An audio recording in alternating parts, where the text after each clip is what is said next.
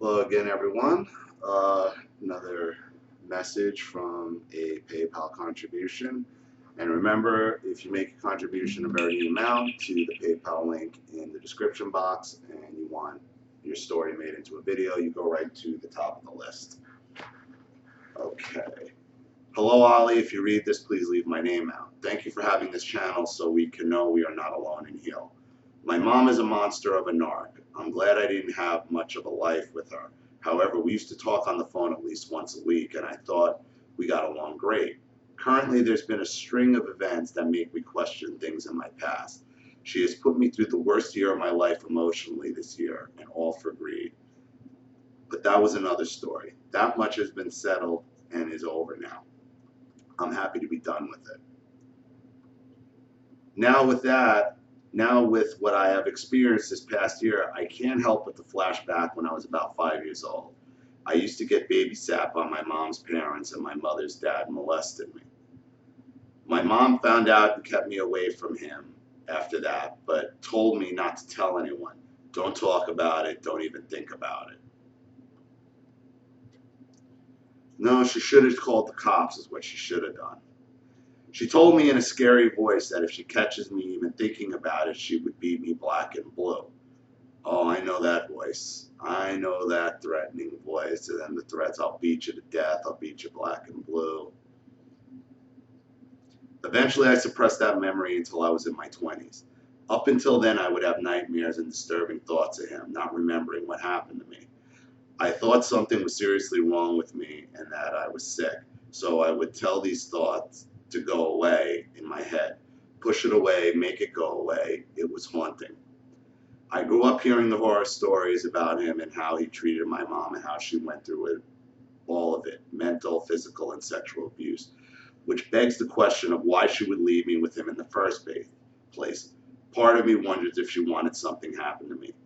Exactly. And how I ended my last video, if you had a child, would you let them be alone with them? And we all say no. So your mother obviously wanted something to happen to you.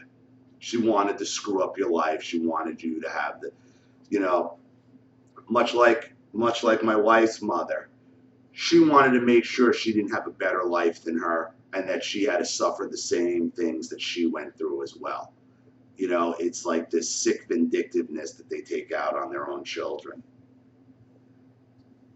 Then after he died, it turned into how great he was and how loving he was and how anytime she asked, he would give her money no matter the amount. But he would have to be, but he may have been harsh, but she was daddy's little girl and he loved her. That always sickened me. Why should he be seen as a good person just because he's dead? He died when I was 15, I think. I really don't give a shit when he died. Death doesn't absolve the narcissist or the abuser. Just because somebody dies doesn't make up for all the shitty things they did in their life. Okay? And really why your mother was saying that to you was to fuck with your head. Was to screw with your head. Okay, to pull you, to use the guilt of it for her own purposes when he was alive. Okay, and now that he's gone and dead and you could talk about it and this, now he was a wonderful person. So, you know, it went from she set you up to be sexually abused, and then once he died, on comes the psychological abuse, okay, and the gaslighting over the abuse, and it didn't really happen, and what a great guy he is. Sick.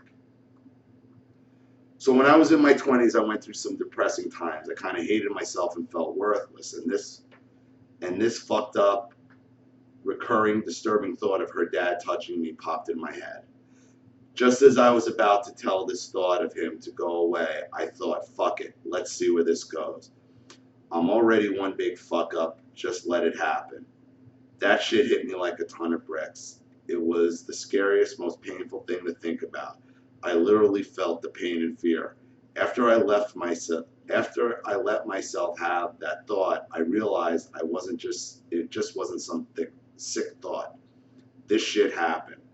I tried talking to my mom about it, and all I got was her saying she is sorry, but she don't remember anything ever happening to me, making me question if it's really real or what. Well, if it happened to her, why would she let's just take her at her word, as ridiculous as it is right now. She threatened you black and blue if you ever talked about it. Okay? She talks about it happening to her, but now she's going to discount it when you finally try to confront her on it. And she's sorry. What is she sorry about? What is she sorry about? She's sorry that it happened?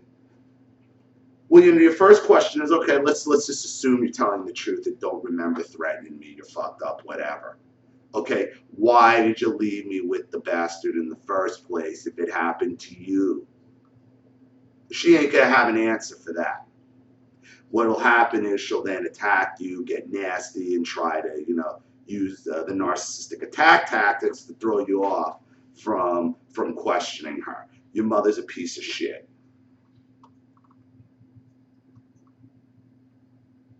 As freaked out as I was, I learned a lot about myself and why I had so many trust issues and why I was so shy and wouldn't talk to adults, among other issues. I've come a long way since remembering I am still a work in progress, but my past doesn't have to define me. I needed to remember it so I could come to terms and heal. Since I did that, I haven't had a haunting thought of him again. It still pops in my head every once in a while, but not the same as it used to, because I know it was something that happened to me and not some sick perversion in my head. There was never a sick perversion in your head. And that's just the thing. I mean, your mother knows you were sexually abused. Your mother set you up to be sexually abused. And then she makes you think you got some kind of sick perversion in your own head. I want people to know that some of these things in your head that make you feel inadequate are possibly repressed memories needing to be addressed so you can heal. At least in my case, this one was. Thank you again, Ollie. And that's exactly right. That's exactly right. The narcissist doesn't want you to get better. They don't want you to realize these things, because then you're going to question them on their own behavior. You're the child. She's your mother. He sexually abused your mother, and then she's going to leave you alone with him? Really? And don't say, oh, well, your grandmother was there too, because your grandmother was around when your mother was around. Like, they'll find a way. They'll find a way. But, your ending point is a good one, and it's something I have made. Don't run away from, your repressed feelings. It's your conscience trying to tell you something. Showing you the way to heal, that you have to deal with these things, and you have to accept that these things happen to you. And then you also have to accept not only did they happen to you, why they happened.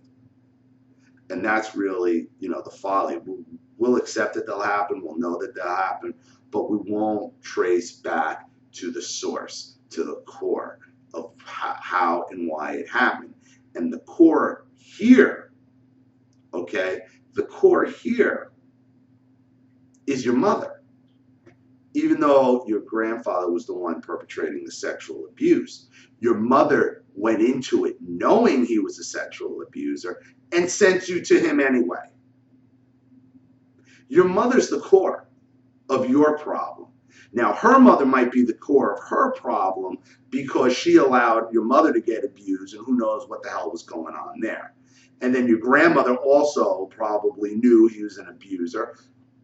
Had you come over, knew what he was doing, okay? So the two cores in your problem, in your situation, are first of all your mother, secondly probably your grandmother, and third your grandfather. You might be able to alternate your grandfather and your grandmother there, but there's no way your grandmother didn't know what was going on either. But your mother, who had firsthand knowledge of it because it happened to her, and she obviously remembered it throughout her entire life, sent you over there anyway. She's to blame. You need to cut her out if you haven't already. You need to cut her out and cut her out permanently, and call her on it, if you want. Say, you knew what he was and you sent me over there anyway because you wanted it to happen. Your mother wanted to fuck up your life and fuck you up as a person, and that's exactly what she did. That's exactly what she did. sorry this happened to you. I mean, I know the pain it causes, believe me. But thank you for your contribution. Thank you for your story. I really appreciate it. And for everybody who sends me their stories, whether you contribute or not, I mean, it takes a lot of balls to do this. And you're seeing as more and more people in the comment threads keep commenting like, this happened to me, this happened to me. We're not alone. You're not alone. Okay? And by talking about it and sharing our stories, you know, we can heal and we can get better. So thank you very much. Thank you to everybody who's watched. Please leave your comments down below. And remember, if you enjoy this channel, please consider making a contribution to the PayPal link in the description box. And if you make a contribution of any amount and you want your story made into a video, you go right to the top of the list. This is Ollie Matthews. Thanks for watching. See you all again shortly. Bye.